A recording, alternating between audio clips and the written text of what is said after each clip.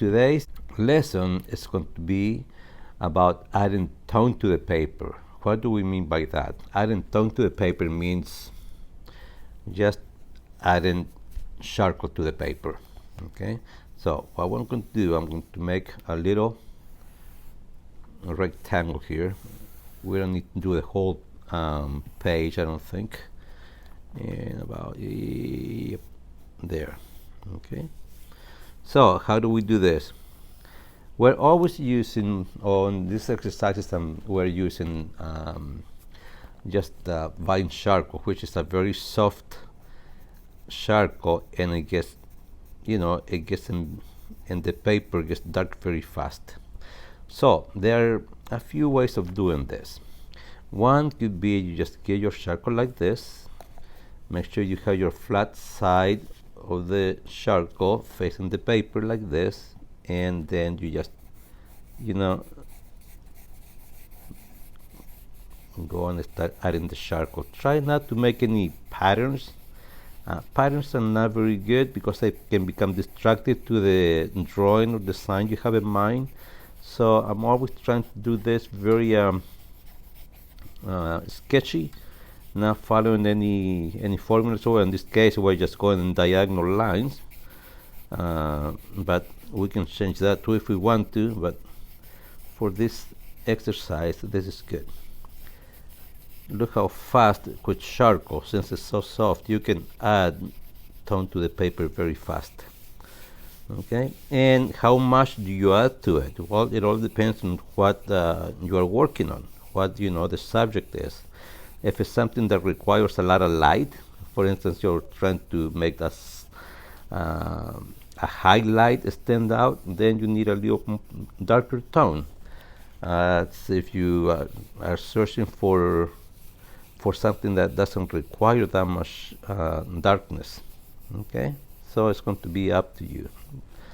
That's pretty much an easy way to do it. But what I like to do, and for this I always keep my hands dry. I have tissues and I dry my fingers before I do this, and I'm just going to start mixing it.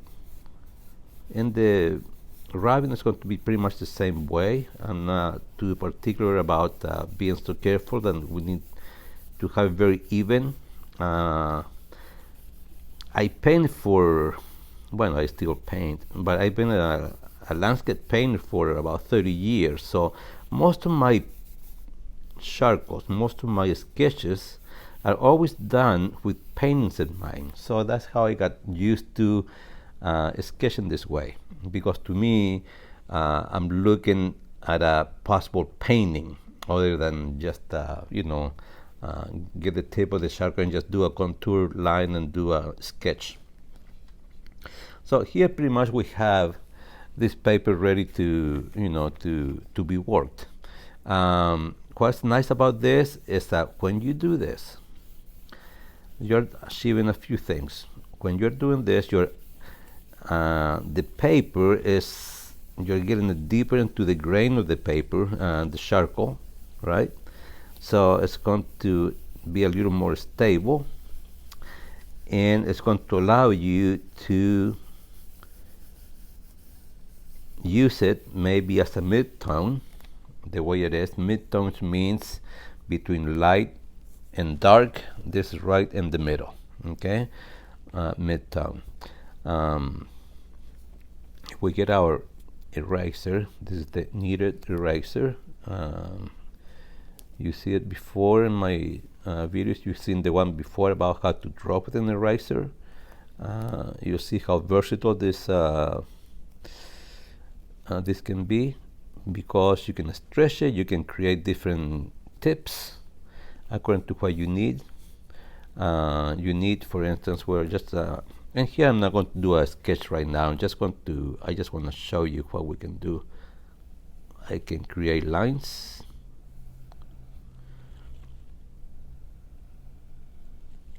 As it gets dirty or gets more charcoal on the eraser, I can get a different tip, a fresh clean tip. I can go over some of these lines if I want to, see if I can take more out, and you can see that it is possible. You don't need to put a lot of pressure. Just a little bit of pressure does it. There's no need to go very heavy on this. Okay, so this is some of the markings you can do, highlights we can start creating, but don't worry about being straight, because we don't really have to be straight. Okay, maybe we can just create a roundness. We want to create a moon, we can do that. We can create maybe we can create some clouds around the moon. And look at this, just by playing with my finger around the paper, maybe the clouds being hit by some of the light created by the moon. So you can put highlights. Look at that. Maybe it's creating a lighter background compared to the rest of it. Here, let's say this is water. It can create a nice, beautiful highlights and nice reflection in the water. And then you later on just go with little short strokes, little markings, lines, little just marks. You can start creating the illusion of this moon reflecting in the water. Also, we can create darker tone here if we want to. For instance, in here we can start creating some darker tone and create show the illusion of like the water is darker than the sky, for instance, in here. You can do stuff like that. This are in tone: dark, medium, light. See, just 3-4 tones is all we need. For instance, let's say here we have, I don't know, okay, here we have, look, since we're talking about sea, let's say here we have a lighthouse. Okay, these lines give me the idea for the lighthouse. So it's going to be sort of like this. Okay, just something simple. I just want to show you how fast you can create things with this. Get your eraser. Maybe here is the light for the lighthouse, right? And here it's going to be the light that's going to be projecting. There we go, all over the sea. That way the seaman can be safe and not run into these big rocks here, right?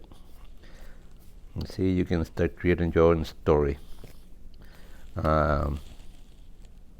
Also, if we have the moon there, this should be lighter side. Maybe this side is lighter. Okay, like so. And I'm going to move the back also slider because it's reflecting a little bit of backlight.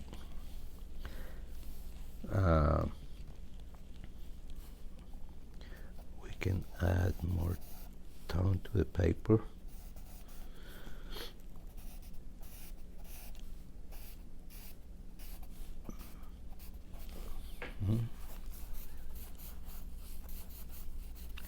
And here we can show maybe some waves kind of coming towards the shoreline and crashing into it. You see how it's amazing how much charcoal you can lift with such a little effort and create, different textures and create different ideas or whatever. Sometimes it's nice to have just the tip of this moon very bright, gives her another dimension. So yeah, this is how we create tone, and this is how we can use tone. We can use the tone as a mid-tone, like I said, because we have the light and the dark. That's all we have to add. The rest of it is right there. It creates a very what do I want to say? Creates With this approach, just by creating the midtone, what we do, we create coherence in this piece of work. We can start creating what do you call it?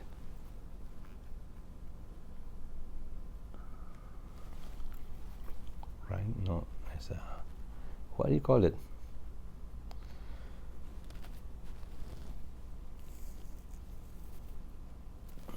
Let's create highlights. Maybe the light shine a little bit on this.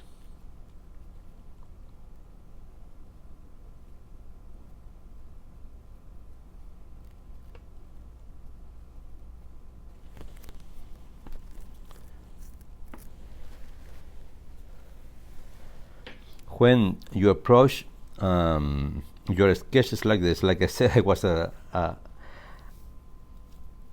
oil painter and then watercolor painter for so many years, and most of my sketches are always more like paintings than just a sketch line work. And this when you paint this way, you just create more of a harmony in the whole piece, because everything is related to everything in this rectangle, in this space. So that is a nice it's a nice technique to develop. If you can, just see if you can add tone to the paper and just create whatever inside. It's up to you. You don't like it, look what you can do. You don't like it, I can either go like this, and I can take it pretty much back to where it was before, and I can just draw something else or the same thing, or maybe just see if I can see something there. These are great exercises for creativity. If you can see something here, like, go with it. For instance, because of this I had here, I can see this now, this lighthouse, but I can see this big waves just crashing in the shoreline. You see, you can almost create that illusion just by going very light with your. Look, here's going to be my moon, what it was. You see, just like this easy, you start creating the. You can start lifting the charcoal from the page and create the illusion, through space. You need it darker. Well, just get your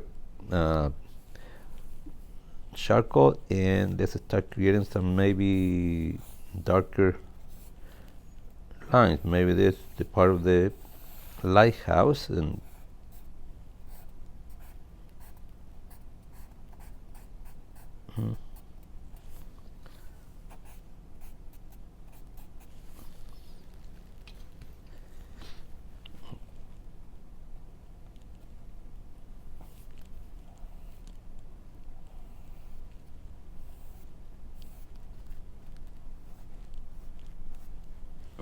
there we go.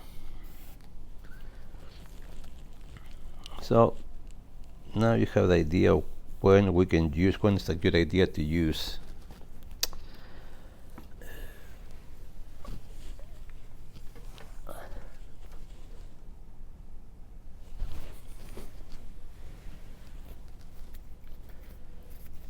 So I hope you got the exercise. Practice, practice, practice. That's all this takes. A lot of practice, and you can pretty much do whatever you want to accomplish when it comes to sketching. All you have to do is just it's a friend of mine. Just say, you know what, I'm going to learn to do this. I want to do this, and just do it. Beautiful things about this is that you will always be looking for composition, for something to sketch. Your world will change because you will get into the mindset of looking for shapes, looking for composition, something to sketch.